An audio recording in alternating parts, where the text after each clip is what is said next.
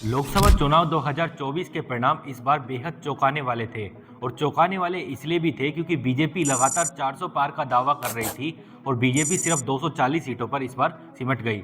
BJP वैसे तो देश में बेहद सीटें हारी हैं अगर उनके अनुमान से देखें, क्योंकि वो 370 का दावा कर रहे थे और वो आके सिमट गए 240 पर। अगर उनके पिछले बार से अगर कंपेयर किया जाए तो बीजेपी पिछली बार आपके 303 सीटें जीती थी, लेकिन इस बार उनकी कम से कम 60-70 सीटें कम थी और बीजेपी इन 60-70 सीटों में एक सीट ऐसी हार गई जो बीजेपी को अगले 5 साल तक ये सवाल कचोटता रहेगा, क्योंकि सोशल मीडिया से लेकर आपके मेन स्ट्रीम मीडिया में यही सवाल है कि बीजेपी आपके अयोध्या में कैसे हार गई। हम आज आपको 5 ऐसे फैक्ट बताने वाले हैं जिसके आधार पर आप बेहद आसान तरीके से समझ जाएंगे कि अयोध्या में बीजेपी कैसे हार गई। पहले अगर पॉइंट की तरफ बढ़े तो फैजाबाद सीट का जातिगत समीकरण। जैसे दर्शकों हर एक सीट का एक जातिगत समीकरण होता है, ऐसे आपके फैजाबाद सीट के भी जातिगत समीकरण हैं। अब आप सोच रहे होंगे अभी तो हम वीडियो में अयोध्या सीट की बात कर रहे थे, ये फैजाबाद कहां से आ गया? तो फैजाबाद आपको बता दें कि यह अयोध्या की लोकसभा सीट नहीं जबकि फैजाबाद की लोकसभा सीट है। इसमें 5 विधानसभा आती हैं जिसको मिलाकर आपके फैजाबाद लोकसभा सीट बनती है।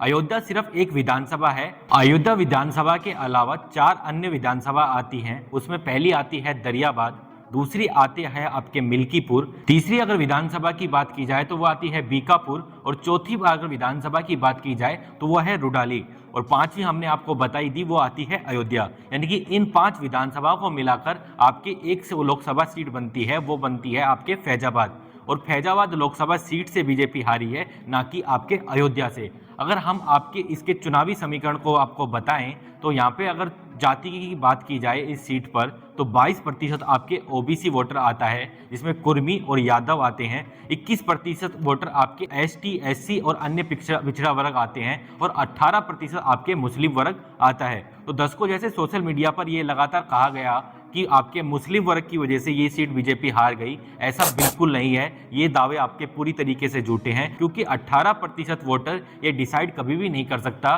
कि इस बार ये सीट कौन जीतेगा। अन्य जातियों के वोट भी आपके दूसरी विपक्ष की जो पार्टी समाजवादी पार्टी की तरफ गए हैं। अगर हम आपके जातिगत समीकरण को इसको ध्यान से समझना चाहें तो आपके जो 22% ओबीसी वोटर है उसमें यादव वोटर आपके बेहद अधिक है और आपको जैसा पता ही होगा दर्शकों कि यादव वोटर बेहद कट्टर वोटर होता है और ये यादव को ही वोट करता है। यादव आपके जैसे आपके उत्तर प्रदेश में आपके अखिलेश यादव जी हैं और अखिलेश यादव एक यादव का बहुत बेहद बड़ा चेहरा है उत्तर प्रदेश का, इस वजह से वो सारा वोट आपके अखिलेश यादव की तरफ चला गया। दूसरा अगर हम कहें कि एसटी एससी वोटर की तरफ तो एससी एसटी वोटर आपके पूरे देश में यही बीजेपी का हिस्सा है, क्योंकि बीजेपी ने आपके एक नारा दिया था 400 पार और 400 पार का नारा उनके लिए बैकफायर कर गया, क्योंकि उनके ही कुछ नेताओं ने यह बयान दिए कि इस बार बीजेपी संविधान बदलने वाली है और संविधान बदलने को जोड़ दिया विपक्ष ने आपके आरक्षण खत्म करने के से, और जिसकी वजह से एसटी एससी और पिछड़ा वर्ग का वोट आपके खिसक गया दर्शकों और इस वोट का भी आपके बीजेपी को वहां पर नुकसान हुआ। तीसरे अगर बात की जाए 18% मुस्लिम वोटर की, ये तो बीजेपी का कभी रहा ही नहीं था, तो अब कहां से होना था, तो इस वजह से बीजेपी इस सीट से हार गई।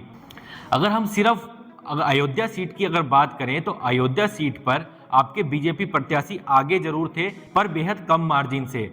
अयोध्या सीट की अगर बात की जाए तो आपके बीजेपी प्रत्याशी लल्लू सिंह 1,04,000 वोटों से आगे थे। वहीं अगर अवधेश प्रसाद की बात की जाए तो उनको अयोध्या विधानसभा से 1 लाख वोट मिले हैं दर्शकों। यानी कि ये नहीं कहा जा सकता कि अयोध्या वासियों ने भी बीजेपी को आसानी से जिता दिया, क्योंकि अंतर बेहद 4,000 का ही था और 4,000 का अंतर आपके लोकसभा चुनाव में कोई बड़ा अंतर नहीं माना जाता है दर्शकों। वही अगर अन्य चारों लोकसभा सीटों की बात की जाए तो बीजेपी उन सीटों से हार गई है, यानी कि बीजेपी जो प्रत्याशी हैं लल्लू सिंह वो यहां से पीछे रहे हैं। अगर इतिहास की बात की जाए तो लल्लू सिंह 2014 हो या 2019 यहाँ पर आपके सांसद रहे हैं और इस बार भी उनको सांसद का टिकट दिया गया था। लेकिन वहीं अगर बात की जाए आपके अवधेश प्रसाद की तो अवधेश प्रसाद जी आप मिल्कीपुर से सपा की तरफ से इस बार विधायक थे, जिन्होंने आपके 50,000 वोटों से अधिक से जीत हासिल करी है। तो ये एक आपके पहला पॉइंट था, जो जातिगत समीकरण था वो बहुत बड़ा फैक्टर है इस बार बीजेपी के अयोध्या से चुनाव हारने का। दूसरे पॉइंट की तरफ अगर हम बढ़ें, दूसरा पॉइंट आपके निकल कर आता है दर्शकों अयोध्या में प्रशासन से आपके वहाँ के लोगों के जो स्थानीय लोग थे उनकी नाराजगी। दरअसल अगर इस पॉइंट को अगर विस्तार से समझें तो आपको हम बता दें कि वहाँ पर आपके राम मंदिर बनाने के लिए 14 किलोमीटर लंबा एक मार्ग बनाया गया था, जिसमें 14 किलोमीटर लंबे मार्ग में विभिन्न दुकानें और विभिन्न घरों को तोड़ा गया था। उनमें कुछ ही लोगों को अपना मुआवजा मिल पाया। अगर हम राइटर्स की रिपोर्ट देखें या फिर अमर उजाला की, तो उनमें ये कहा गया कि कुछ ही लोगों को मुआवजा मिल पाया, लेकिन कुछ लोग ऐसे थे जिनके पास 200 साल से अधिक का कब्जा था, लेकिन उनके पास कोई उस जमीन के कागज नहीं थे, जिसकी वजह से उनको किसी भी प्रकार का मुआवजा नहीं मिल पाया, जिसकी वजह से साफ साफ नाराजगी आपको देखने को मिली इस बार चुनाव में, और आपको ये परिणामों में भी देखने को मिला।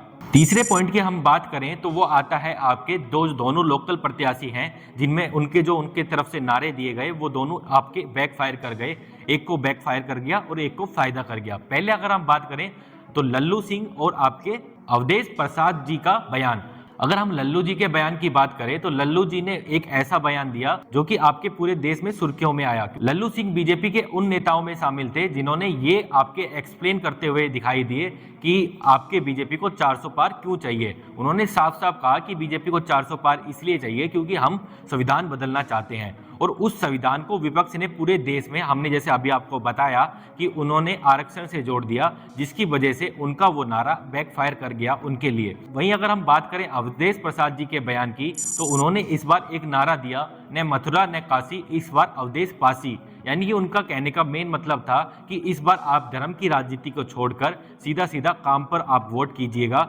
और ये नारा कहीं ना कहीं सफल होता भी दिखा, क्योंकि जो धर्म की राजनीति अयोध्या के इलाकों में देखी जा रही थी वो उठकर सीधा सीधा काम के मुद्दों पर चली गई और अवधेश पासी अपना चुनाव जीत गए। वहीं अगर हम चौथे और पांचवें पॉइंट की तरफ बढ़ें तो वो आला कमान की कुछ गलतियां हैं। तो अगर चौथे पॉइंट की तरफ बढ़ें, जो मोदी जी का एक नारा जो अयोध्या में हार की कारण का वजह बताई जा रही है। मोदी जी ने आपके लगातार, आपने देखा होगा जैसे ही चुनाव कैंपेनिंग करी थी तब लगातार जय श्री राम के नारे से शुरुआत करी थी, और फिर चुनाव के बीच में आते आते प्रधानमंत्री मोदी जय जगन्नाथ बोलने लगे।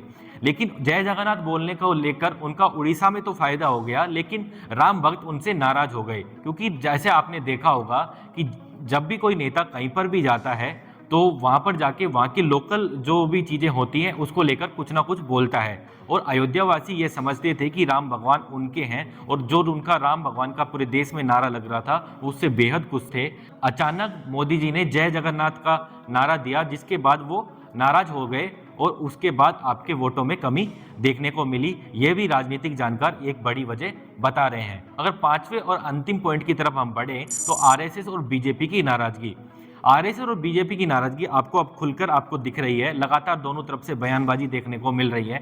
ऐसी नाराजगी इस बार आपके अयोध्या सीट पर या फिर बोले कि फैजाबाद सीट पर भी लोकल में देखने को मिली। आपको दर्शकों बता दें कि बीजेपी की कल्पना करना भी बेकार है आरएसएस के बिना, क्योंकि आरएसएस बीजेपी के लिए हर चुनाव में लोकल लेवल पर विभिन्न कार्यकर्ताओं को इकट्ठा करने और विभिन्न मतदाताओं को वोट डलवाने के लिए कार्य करता है। लेकिन इस बार उन्होंने पूरी तरीके से अपना काम नहीं किया और अनदेखी उनकी की गई, जिसकी वजह से जो एक टकराव की स्थिति देखने को मिली। अयोध्या में भी खबरें आ रही हैं कि आरएसएस ने फील्ड पर बिल्कुल भी काम नहीं किया बीजेपी के लिए, जिसकी वजह से आपके बीजेपी हार गई। इन 5 पॉइंटों के अलावा कुछ और भी हम आपको पॉइंट बताएं तो बेरोजगारी का मुद्दा वहां पे उत्तर प्रदेश के चुनाव में बड़ा मुद्दा देखा गया। साथ ही हाल ही में जो एक पेपर लीक हुआ था उसकी वजह से एक काफी नाराजगी देखी गई। तो इस प्रकार कुल ये 7 पॉइंट हो जाते हैं। दर्शकों, आपको क्या लगता है इन 7 पॉइंटों के अलावा कोई भी पॉइंट है या फिर इन 7 पॉइंटों से आप भी सहमत हैं? नीचे कमेंट बॉक्स में लिखकर अपनी राय जरूर बताइएगा। अभी के लिए इस वीडियो में इतना ही। अगर आपको ये वीडियो पसंद आया हो तो वीडियो को लाइक कीजिएगा। अगर हमारे वीडियो आपको पसंद आ रहे हैं तो चैनल को सब्सक्राइब कर साथ में जो बेल आइकन लगा है वो दबा लीजिए। अभी के लिए इस वीडियो में इतना ही, फिर मिलेंगे किसी अन्य वीडियो के साथ। तब तक के लिए जय हिंद, जय भारत।